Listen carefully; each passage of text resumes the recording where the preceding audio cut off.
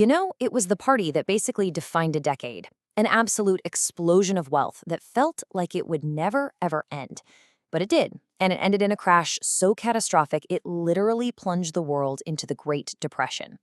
So today, we're going to dissect the Great Crash of 1929. It's an incredible story of boom, bust, and some serious lessons that feel more relevant today than ever before. I mean, you hear it all the time, right? Are we living in a new roaring 20s? When you think about it, with all the new tech, the easy credit, and millions of new investors piling into the market, the parallels are, well, they're kind of hard to ignore. This isn't just some boring history lesson. This is about spotting patterns that might be repeating themselves right now, right under our noses. And when you actually lay them out side by side, the similarities are pretty striking. Back in the 20s, they had something called installment finance. Today, we've got buy now, pay later. They had insane levels of margin debt, which is just people borrowing money to invest. Today, we're seeing record household exposure to the stock market.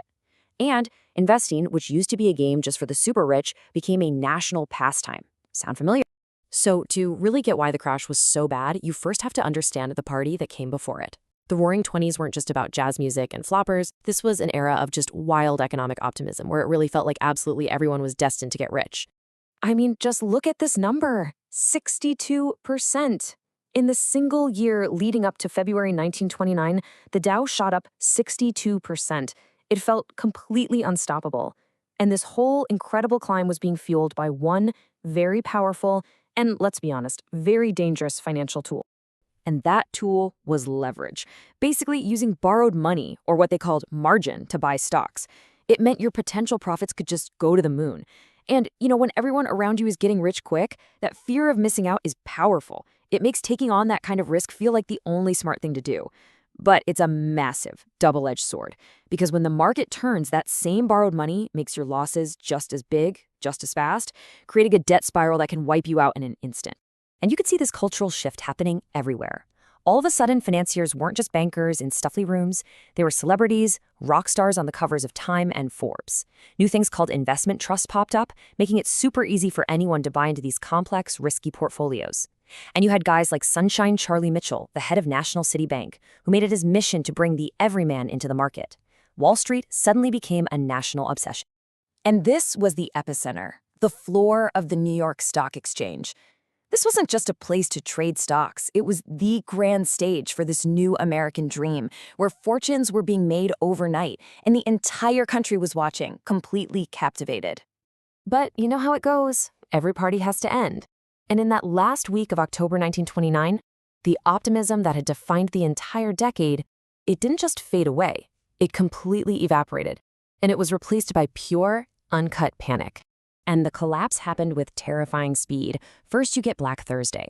Panic selling kicks in, but a group of powerful bankers step in to try and stop the bleeding. And it works for about a day.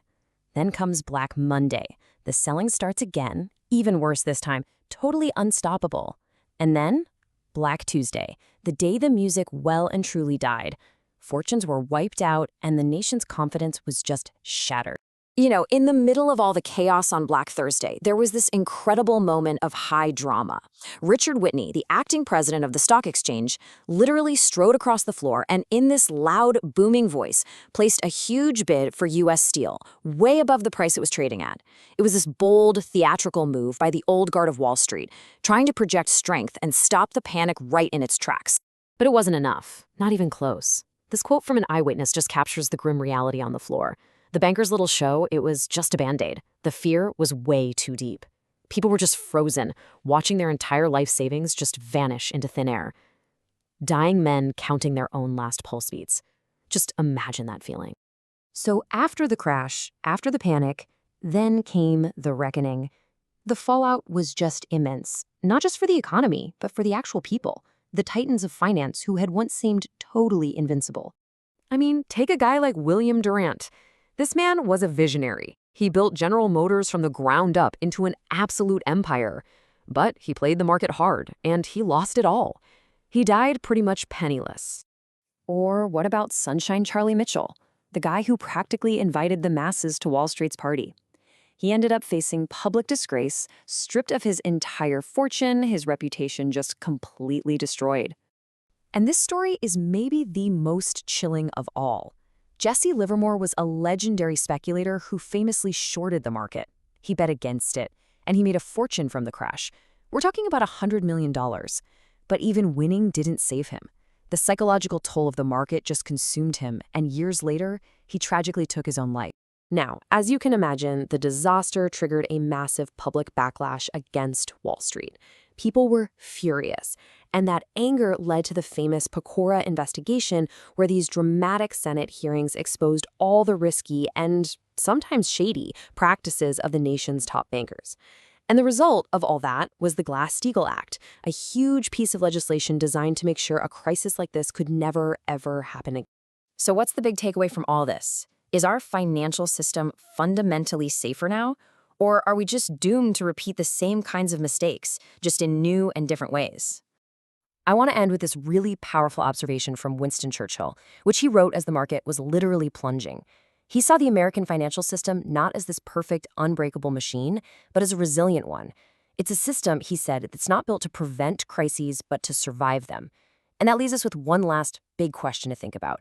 Is survival enough?